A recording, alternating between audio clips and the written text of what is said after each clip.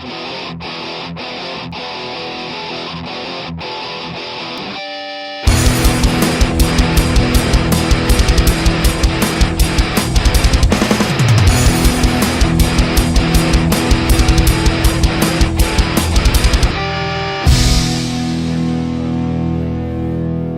y'all, it's Heel Heat time. Hi everybody and welcome to Heel Heat. My name is George Coles and this is an episode of It Came From the Network. Now on this episode, we're going to go with a suggestion from one of our friends. This one comes from Ryan Hadley and it is In Your House Degeneration X from 1997, December 7th or 8th, I believe, 7th, because Sergeant Slaughter keeps mentioning D-Day and all of his promo work on it. And to preface before we jump into this, here on It Came From the Network, we review the weird, the wild, the wacky, the campy, and sometimes just downright bad stuff that you could find on the WWE Network. Now, I could do this show and just go through every In Your House, but what fun would that be? They're all kind of campy, they're all kind of bad. This one's no exception. Let's jump right into it. The first match is the finals of the Light Heavyweight Championship Tournament. This was WWF at the time's counterpart to the WCW Cruiserweight Tournament, or Cruiserweight Championship, shall I say. And this we had Brian Christopher versus Taka Michinoku. Taka picks up the win after a decent match. The reason that this didn't work, whereas WCW was pretty successful with their cruiserweights, is the WWE, or WWF at the time, they treated their cruiserweights and had them wrestle heavyweight style matches, not much like the car crash matches we would see on Nitro between the likes of Psychosis and Rey Mysterio and Juventud Guerrera, Ultimo Dragon, and others. So we've seen basically just smaller version of WWE style, which some people at work, Taka, I thought was very good. To me, the whole thing as a concept didn't work out so well. Next up, we get to see why 97 was such an odd year in wrestling. We had basically the whole WWE was split into factions. A month before even we had the Hart Foundation. This was a month after, actually just a few weeks after the Montreal Screwjob, so it's a little interesting time capsule.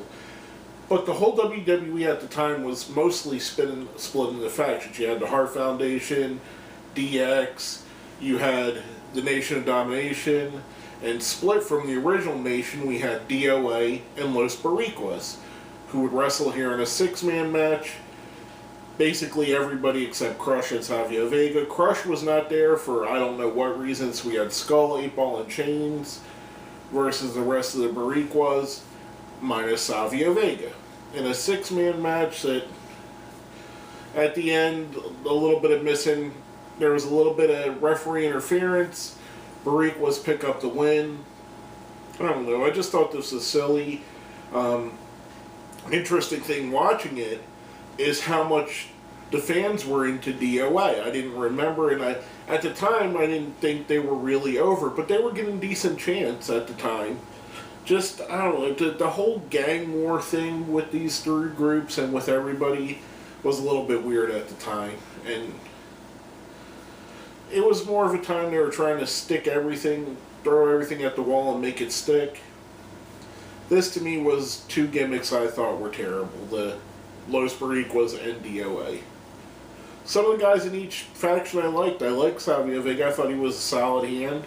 I liked the Harris brothers. I liked other stuff that they've done. I liked Brian Lee, who at the time, I believe he was going by Chains. Yeah, Chains it was. He was also the fake Undertaker. I really liked his work in Smoky Mountain and USWA and ECW. But here, not so much.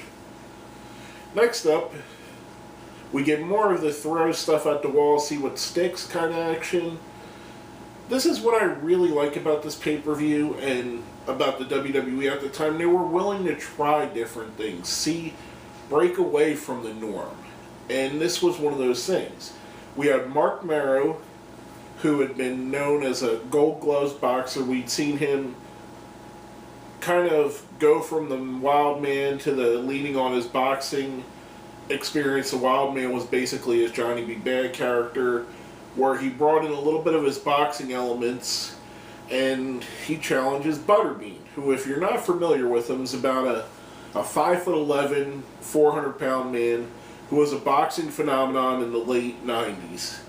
Yes, believe it or not, he won some of the tough man competitions, which were kind of sort of like barroom brawls, basically, in a boxing ring.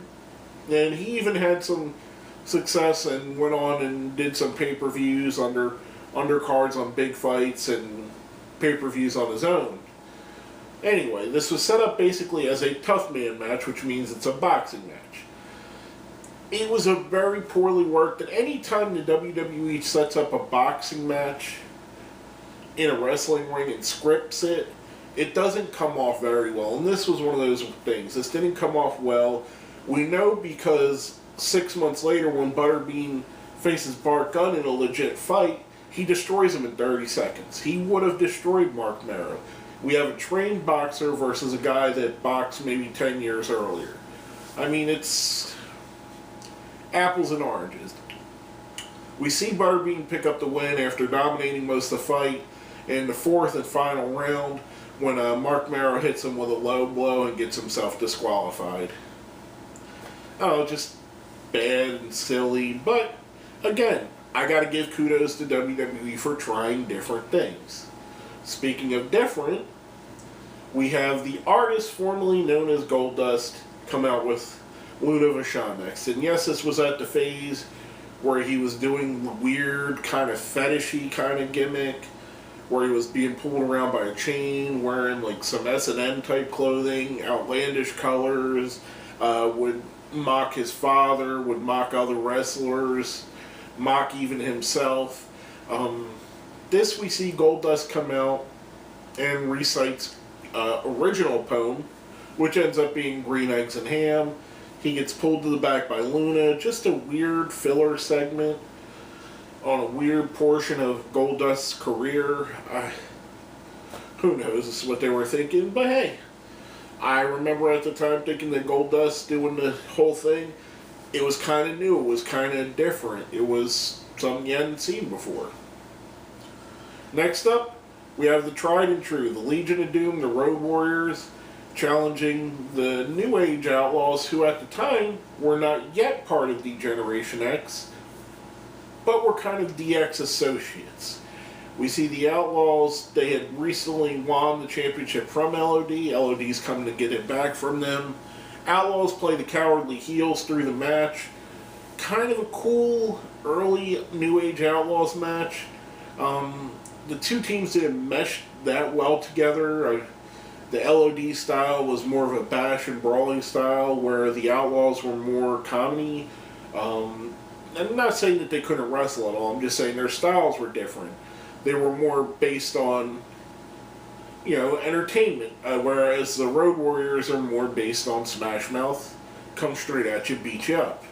We see it again when Henry Godwin comes out, attacks the Road Warriors, or Legion of Doom as they're called, leaves his slot pan in the ring, which Hulk goes wild, starts hitting everybody with, and the ref sees it and they get disqualified.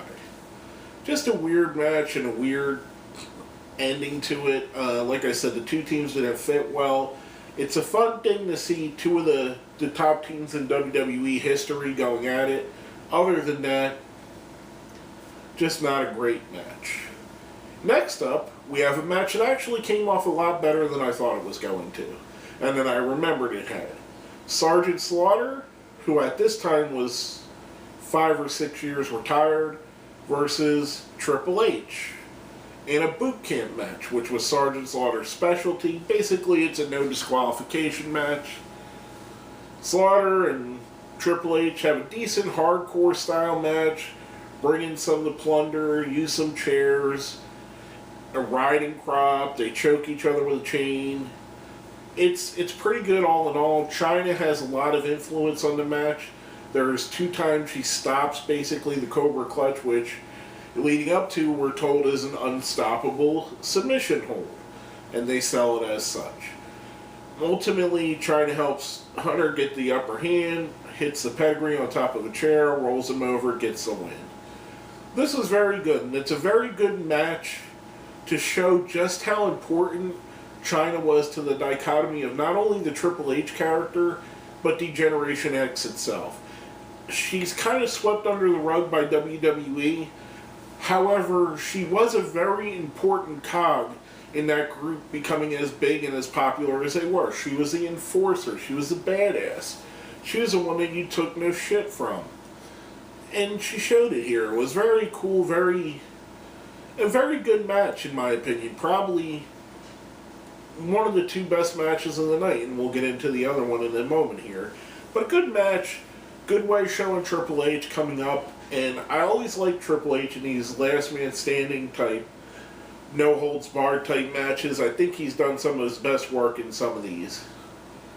Next up, we have Jeff Jarrett, who was returning to the WWE, versus The Undertaker.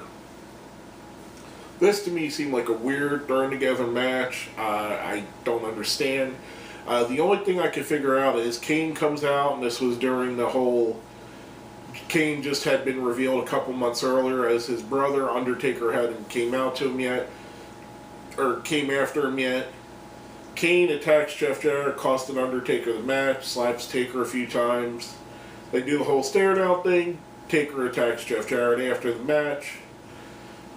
I think this was put on here to show Jeff Jarrett he's not important, and also to further on the Kane and Undertaker feud, more than it was that we have this star coming back in Jeff Jarrett, which at the time he really was a big star in wrestling, and he'd go on to be even a bigger star, being a WCW champion and TNA champion a little bit later on, but he was a big acquisition, and I think Vince kind of held some grudges against him, and to this day I think there's still some bad blood between the two, especially after Jarrett started TNA. Next up, we have what has to be the best match of the night, The Rock versus Stone Cold Steve Austin in one of their earlier feuds. This is the one over the Intercontinental title. Austin is at pretty much climbing up the ladder, becoming what he would eventually be. Rock is at the very beginning. He's in the went and joined the Nation of Domination. He's really starting to break out actually from the Nation. We see the Nation get involved in this match. Austin fights him off. Austin picks up the big win, but we get to see glimpses of the two guys who over the next 3, 4, 5 years would be the two main cogs of the WWE. We get to see the spark start going. We see these two interact with each other, and any time that these two guys got in the ring together, whether it be a match as a tag partner, as opponents, even in just interview segments, always magic happened. And this is no exception. This was a great match, a great segment. Probably, like I said, my favorite part of the show. Slaughter and Triple H right behind. Now next up, we slide right into our main event. Ken Shamrock, the world's most dangerous man, versus Shawn Michaels, the Heartbreak Kid. This was an okay match. Shamrock wasn't quite ready for the spot. And no knock on Shamrock, because he was a decent wrestler, but he wasn't at the level where he should have been in the main event. We see DX get involved. We see Hunter and Chyna. Shamrock picks up the win by disqualification. At the end, DX is kind of beating him down, where outruns Owen Hart to attack Shawn Michaels, which of course is set up by what happened a few weeks ago before this match at Survivor Series with the whole screw job. So a schmaz to end up the show, and we end up with 4 different matches that ended in disqualification. 4 out of the 8 ended disqualification. Another one, basically could say 2 other ones. The Rock and Austin has the Nation Domination interfere, And the boot camp trying to interfere, so 6 out of the 8 now have had some kind of outside interference. Then you go back, the only, even the Bariquas versus DOA, Savio Vega gets involved with some outside interference. So 7 out of the 8 matches either had a disqualification or some weird outside interference, which was kind of the norm at the time. A lot of people would have harkened back to the Attitude Era on how great it was. If you put on a pay-per-view right now, and you had 7 out of the 8 matches on pay-per-view either end in DQ or some kind of screwy finish with an outside interference, the fans would crap all over it. And that's what people seem to forget, that there was stuff like that, and there was these weird kind of wars that would go on, which it made for great storytelling, actually. You know, Owen Hart coming after Triple H and Shawn Michaels is great storytelling. Kane and The Undertaker is one of the great feuds of all time. You know, China helping Triple H kind of built both of their characters. So there was reasoning behind it. You just can't have these screw jobs and these funky finishes without reasoning. That being said, I thought they overdid it a little bit, and it kind of took away from the overall impact in the pay-per-view itself. Now, coming from that, we're going to ride right into our ratings for the show. Now, we have a 1 to 5 scale, 1 being the worst, 5 being the best. 1 is a gobbledygooker, 2 is a renegade, 3 is a Hurricane Helms, 4 is a Goldust, and 5 is a Kane. I'm going to give the show a 1, a gobbledygooker. Realistically, there were 2 good matches that I enjoyed, Austin and Rock, Triple H and Slaughter. The light heavy match was decent. Everything else was just weird and out of place to downright bad. And Mark Marrow versus Butterbean is one of the examples of a bad one. Los Bariquas and DOA was boring and bad. Shamrock and HBK didn't work. LOD and the Outlaws didn't quite click together. To me, it was just weird and a bad pay-per-view. There was some fun stuff. We got to see some little time capsules of the time period with the gang war aspects. We got to see Rock and Austin. We got to see Shawn Michaels. You know, some of the greats of the time. But realistically, a bad pay-per-view altogether. So I'm going to keep it with a 2, keep it a renegade. Right, I'm sorry, a 1, a gobbledygooker. Sorry about that. Giving it a 1, a gobbledygooker. A bad show that I wouldn't really recommend to anybody other than maybe watching The Rock versus Austin and Slaughter versus Triple H. Other than that, a bad show in my opinion. And before I go off again, I want to say thank you to Ryan Hadley for suggesting this, and encourage other people to do so. If there's something on the network that you'd like to see me review, something bad, something weird, something campy, or just downright silly, let me know. Put it down in the comments. I can't guarantee I'll do it right away, but I will get to this. I believe Ryan commented on one of our videos about a week ago that he'd like to see us review this. So we did it. A lot of times I go on there blind and I don't know what I'm going to look for. You give me something to look for, I'll definitely review. Now, again, I don't want you going in there and saying I want you to watch WrestleMania 10 or Royal Rumble 92 or Starrcade 85, some of the great shows, because that's not what this is about. I want to review the bad, the weird, and the campy. So if it's a bad show or just a fun show with a lot of goofy characters, go ahead and suggest it, and I'll go back and watch it, and we'll review it here. But again, thank you, Ryan, for your suggestion. Thank you, everybody, for watching.